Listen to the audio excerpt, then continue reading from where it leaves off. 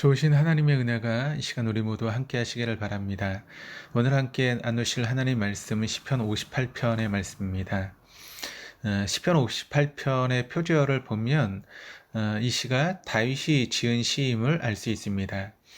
다윗의 믹담 시인 58편은 다윗의 다른 믹담 시인 57편의 표제에 언급되어 있듯이 사울 왕을 피해서 은신처에 숨어 있을 때 지었던 그런 시로 추정되고 있습니다. 그리고 시의 내용에서도 볼 수 있듯이 다윗이 나라의 절대 권력자인 왕이 되었을 때 지었던 시가 아님을 우리는 이 시를 통해 알 수 있으며, 이 시에서 다윗은 통치자들의 악행을 지금 고발하고 있습니다. 다윗은 1절, 2절에 불의를 보고도 침묵하고 또 공정한 재판이 이루어지지 못하는 것을 보고도 침묵하는 통치자들을 지적하고 있습니다. 1절에 인자들은, 그러니까 문자적으로 해석을 하면 사람의 아들들인데 죄성을 지닌 인간의 자손들임을 강조한다라고 볼 수 있으며, 1절 상반절에 언급한 통치자들을 일컫고 있습니다. 2절에 보면 악행을 저지른 통치자들은 마음에 악한 일을 꾸미고 그 마음에 품은 악을 결국은 행동으로 옮겨서 폭행을 일삼는 자들이었습니다. 이러한 악인들의 행태는 3절, 4절, 5절에 언급되고 있듯이 모태에서 죄성을 지닌 악한 자로서 술사의 소리나 술객의 요술에도 전혀 말을 듣지 않는 위험한 독사로 비유되고 있습니다. 독을 가진 독사가 술사의 통제에서 벗어났다는 것은 주위 환경이 매우 위험한 상태에 빠져 있음을 의미합니다. 악인들의 여러 가지 행태를 알았던 다윗은 그 악인들에 대해 직접 행동으로 대항하지 않고 하나님께 호소합니다.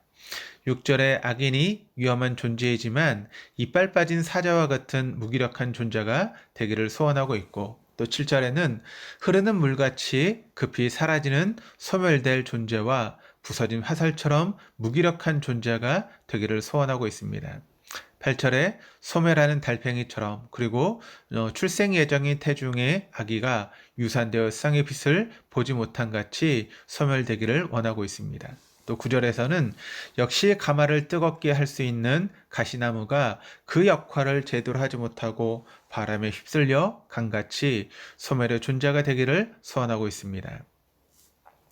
악인의 악행에 대하여 폭력으로 맞서는 것보다 이처럼 비폭력 저항으로 하나님께 호소하는 것이 훨씬 더 지혜로운 일이겠습니다.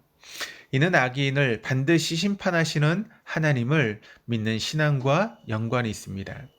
그러니까 다윗 역시 원수 갚는 것을 직접 하지 않고 보수하시는 하나님을 바라고 또 심판하시는 하나님을 신뢰했기에 이렇게 행동하고 있는 것입니다. 이와 같은 다윗의 신앙은 신명기 32장 35절 말씀을 근거로 하고 있는데, 평소에 다윗이 하나님의 말씀, 즉 당시 모세오경을 얼마나 깊이 마음에 새기고 있었는지를 짐작할 수 있습니다. 신약 시대에도 사도 바울이 로마서에서 강조한 바 원수 갚는 것은 하나님께 맡기라고 로마서 12장 19절 말씀을 통해서 이야기를 하고 있습니다. 하나님께서는 우리들에게 정의와 공의를 행하기를 원하십니다. 그렇다면 정의를 행한다는 것이 내가 직접 죄악된 쌍을 심판하는 것이겠습니까? 아니면 불의와 맞서 싸우는 것이겠습니까? 하나님께서 우리들에게 정의를 행하라고 말씀하신 것은 사람을 사랑하라는 명령입니다. 그러니까 정의와 공의는 사랑과 동떨어진 개념이 결코 아닌 것입니다. 다윗이 권력자인 통치자들에게 정의를 행하라고 요구합니다.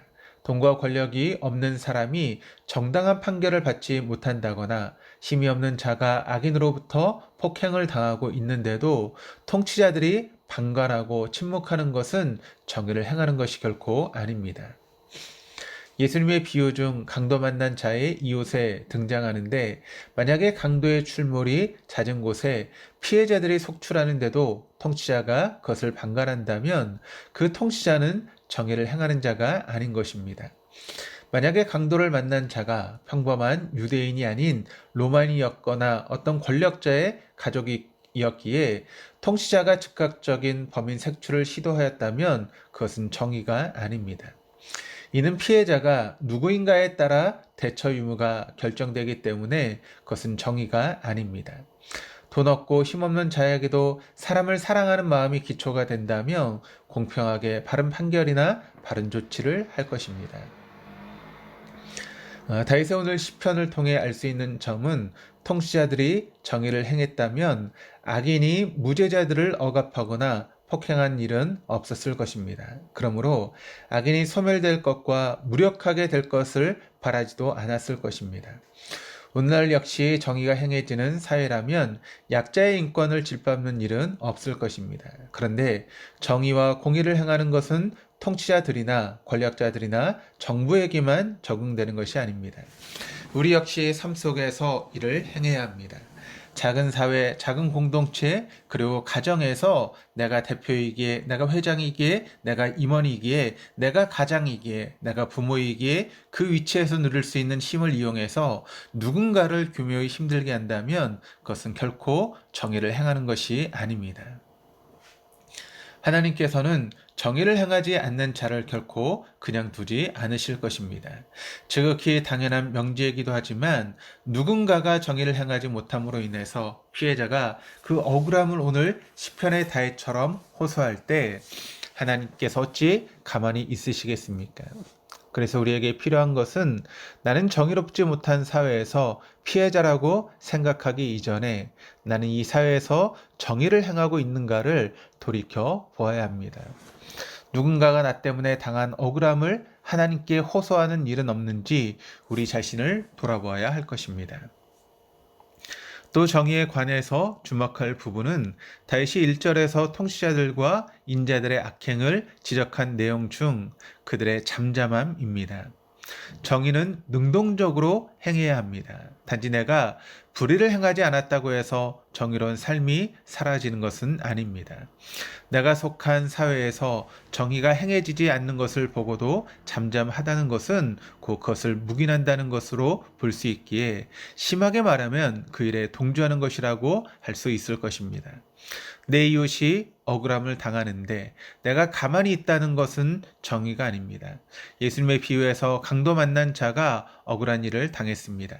그 강도를 잡아 심판하는 것보다 더 우선적으로 해야 하는 것은 강도 만난 자를 돕는 일입니다. 강도 만난 자의 상처가 치유되도록 도와주지 않는다면 그것은 오늘 시편의 1절에 다윗이 언급한 잠잠한 통치자들과 다를 바가 없습니다. 강도 만난 자를 보고 지나친 제사장과 레위인은 정의를 행하는 자들이 아니었습니다. 정의는 내가 불의를 행하지 않는 수준을 넘어서 어려운 형편에 있는 자들을 적극적으로 도와주는 것을 의미합니다.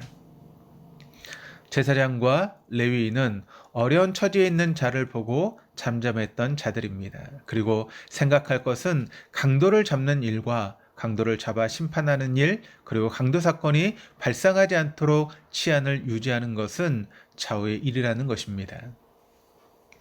적극적으로 정의를 행하는 삶은 하나님의 단호한 요구사항입니다. 하나님께서는 창세기 18장 19절에서 말씀하셨듯이 아브라함을 택하신 이유가 정의를 행하게 하도록 위함이었습니다. 우리들 역시 우리가 하나님으로부터 택함을 받은 이유는 정의를 행하라고 우리를 택하신 줄 믿습니다. 그 정의를 행하는 삶이란 결국 사람을 사랑하는 삶이라고 하는 것을 오늘 말씀을 통해서 우리가 깨달아야 되는 줄 믿습니다. 주변 사람들의 어려움을 보고도 물끄러미 가만히 있는 삶은 정의를 행하는 삶이 아니며 사람을 사랑하는 삶이 아닌 것입니다. 우리 모두 이 땅에 정의가 이루어질 수 있도록 내가 먼저 정의를 행하는 삶, 사랑을 사랑하는 삶을 살아갈 수 있기를 주님의 이름으로 축원합니다.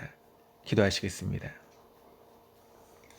하나님 아버지, 정의를 행하도록 저희들을 택하여 주시고 불러주심을 감사드립니다. 이 땅의 불의를 보고도 가만히 있는 자들이 되지 않게 하여 주옵소서. 주변의 어려움에 처한 자들을 도와주는 적극적인 삶을 살아 하나님께서 원하시는 정의를 행하는 삶을 살아낼 수 있도록 인도하여 주옵소서. 감사드리며 예수 그리스도의 이름으로 기도드립니다. 아멘.